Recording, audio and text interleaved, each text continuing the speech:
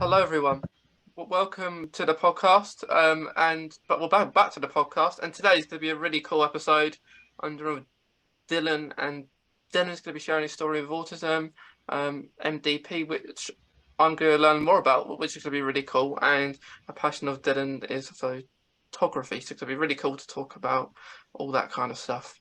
So, Dylan, if you wouldn't mind just introducing yourself. I know I have done a little bit, but if you introduce yourself as well. Yeah, so hi everyone, my name is Dylan. I was diagnosed with an extremely rare condition called MDP syndrome, which stands for Mandibular Hypoplasia with Deafness and Progeroid features. It affects only me and 15 other people in the world, so it's extremely rare. And I use photography to express my emotions and feelings, but also it's helped me to share how I see the world, and it's helped me to keep going. Yeah, that is like it. So with that, Dylan, what does that mean? Like you're born with it, or do you get it later in life? Like how's that work? So well, I was born a normal baby, and then at the age of 3, my mum's friends started to notice changes, and they started asking questions. Does he eat properly? What does he weigh? Um, and my mum started to get really worried, and she didn't really know what was going on. And it was just a really worrying time because it was only just me and my mum living together. Yeah, yeah. That's completely understandable. So it's good that you choose to raise awareness because it's very important, especially if only you and 15 people um have it, which is of course what you're saying, very rare. So it's good that you choose to do that. Yeah, I feel that it's really important to raise awareness because then more and more people can understand what it is, but also people can ask questions and they can just get to know it and have a better understanding of what the condition is. Yeah, yeah, it's great because uh, uh, uh, I've only like today learned about it more, but I only really seen it from what you've been doing, because it's very rare to have, but like it kind of links in with a hobby, I guess, just trying to uh, educate people so they know more about it, so it just raises that awareness and that acceptance as well. Yeah, Yeah, I feel just because I think just because it's so rare, I think when people ask questions and you tell them about it, then they can go on and educate more people about it. And I think as well, when I was diagnosed, I didn't really know what it was either. And I feel since I've got older, I've been able to understand what it is. And I now feel more educated than most of the doctors because a lot of doctors and nurses don't really know what it is. And I feel I'm able to educate them and to help them educate it more. yeah. I think that's the best thing that I guess sometimes it must be tiring because you may have to feel like you're like you've already said what you said maybe to some people and you just get tired.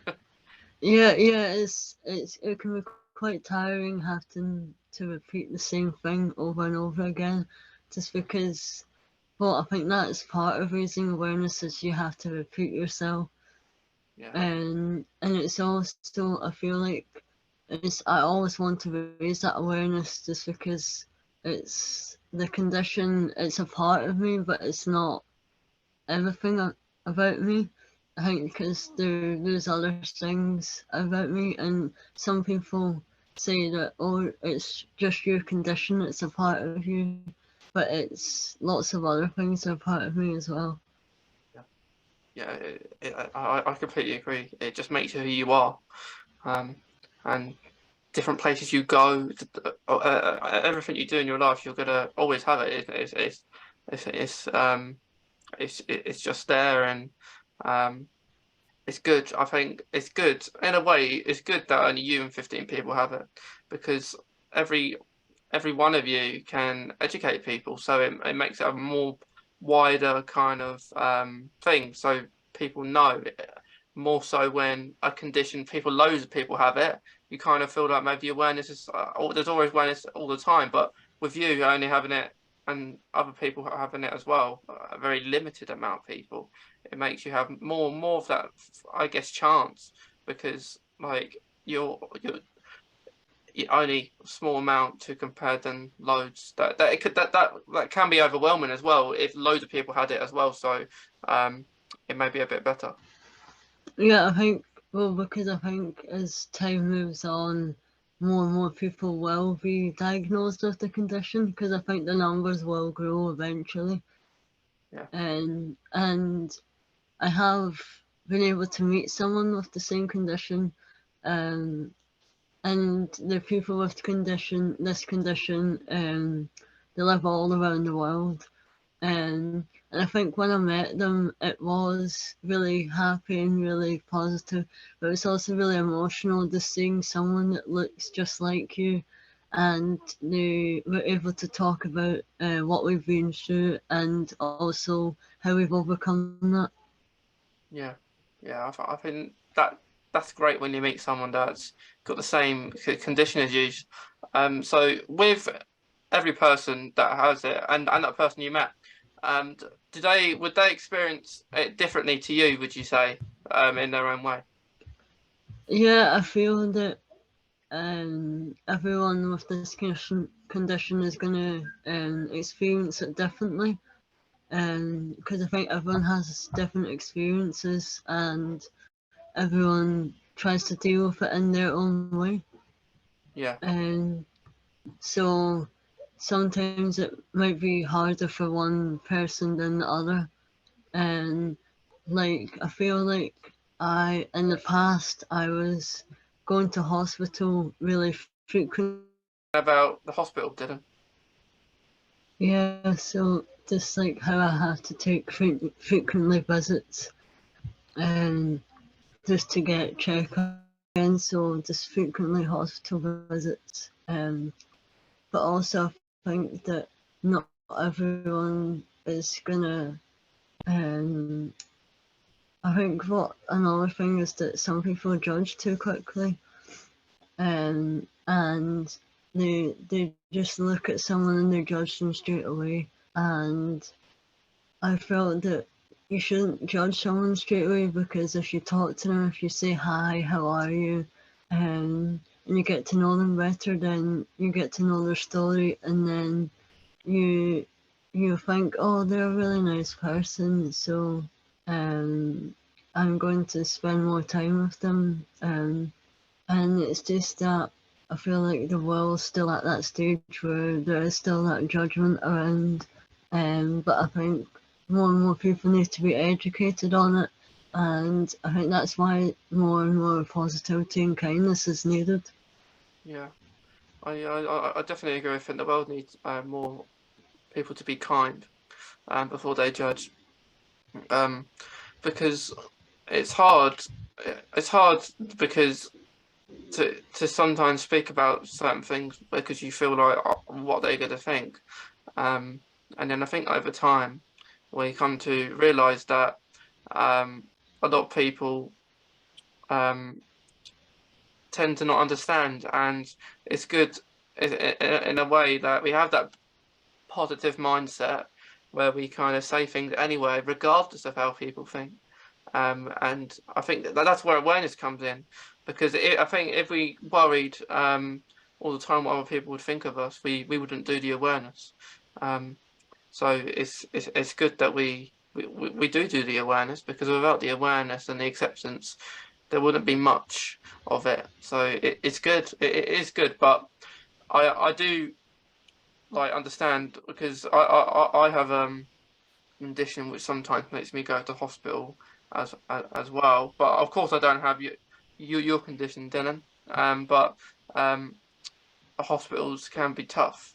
Like if you're getting blood tests or if you're doing anything, and like you say, so sometimes professionals you have to repeat certain things all the time, and it does get tiring. But in a way, they you're without if you don't say it to them, maybe they won't understand at all.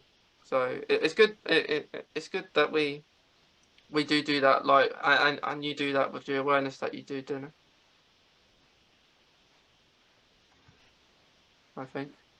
Um, but so maybe like talk about like photography, Dylan. Like, what made you get into that? Like, at the start. So I started doing photography about 12 years ago, and I just loved reading newspapers and magazines, and I would see just these photos, and I would just love to look at them, and I was just inspired by them. And at the start of high school, I started taking photos on my phone, and I used to go home and show them to my mum and my dad, and they were just amazed. And then I had an English teacher who was going to start a school magazine, and he saw my photos on social media, and he asked if I wanted to showcase some of my photos in the magazine. And the magazine was put out to everyone in the school, and everyone in the school was so amazed, and they started to ask me questions about them.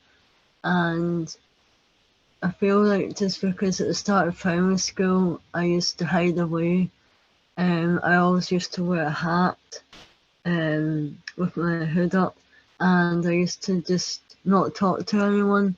And I feel it was that being afraid of how people were going to react to seeing me, because I thought when if people saw me, they were going to stare at me, or if some people were going to laugh. And I think primary school was hard because I didn't really have many friends, and it was just really hard to communicate with people and talk to people. And I feel once I left primary school, I think going into high school was hard because again it's a new environment, and it's new people and new teachers. And I think taking photos on my phone was a good way to start, and then showcasing it in the magazine really helped me showcase my photos to a wider audience. And then I just decided to create a social media account and to share my photos on there. And throughout high school, I just ended up taking lots and lots of photos and just sharing people how I see the world. And since then, I've just been doing photography. And when I left high school, I wanted to continue studying, and now I study photography at college. And it's just really helped me to keep going, and it's really helped me spread that story and spread that kindness and spread that positivity, because I feel photography and has really helped me to express my feelings. I feel a lot of my photographs feature that one person, and I really try to show how I feel in that moment. And just because when I take a photograph, everything else evaporates and I'm in that moment, and the moment never happens again. Yeah, I think that's really awesome that you like how you've just like your story around taking photographs, and it's good that you enjoy it because like you say um it is a good hobby. Like you can take photos of anything. Like it's not a hard I guess to find what to take a picture of. I guess like do you have any preferences what you would like to take a photo of, or is it like in the moment kind of thing? I really like to do street photography and just being able to capture everyday life. And I really just try to capture things that through my eyes, something that I see, and something that really helps me. Oh, I remember when I took that photo. It's a photo that I remember. And I think after taking a photo, I will always go back and look at it because when I take a photo, it makes me happy and it makes me proud that I've taken that photo. And it makes me proud being able to share that photo with other people and tell other people about that story of that photo, because I feel photography helps create stories and it helps to create memories and it helps to create memories that you can look back on and keep forever. Yeah, because I completely agree because I'm not a massive book reader, but if I would read a book, I would like a book to have pictures in it rather than a book that no pictures in it because I would, which actually links into autism actually, um, which we'll talk about in a minute. But like I always love to have a book with pictures. With no pictures is boring, I think. Yeah, like street for, taking photos in the street and in a moment, I think that's really good, Dylan. Um, like it because you might not go to that exact spot again. So, as you say, it's good to treasure where you take that piece of that photo, and then you get to keep it. It's yours to keep.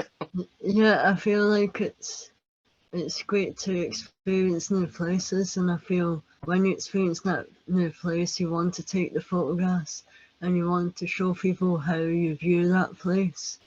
Because every place is different and every photograph you take is different, and everyone views the world differently. And it's great to see and being inspired by other people, Yeah. because when you see someone else take a photograph, you think, oh, that's amazing. And then you might go to that place as well, but you'll take a different photograph and you'll experience it in a different way.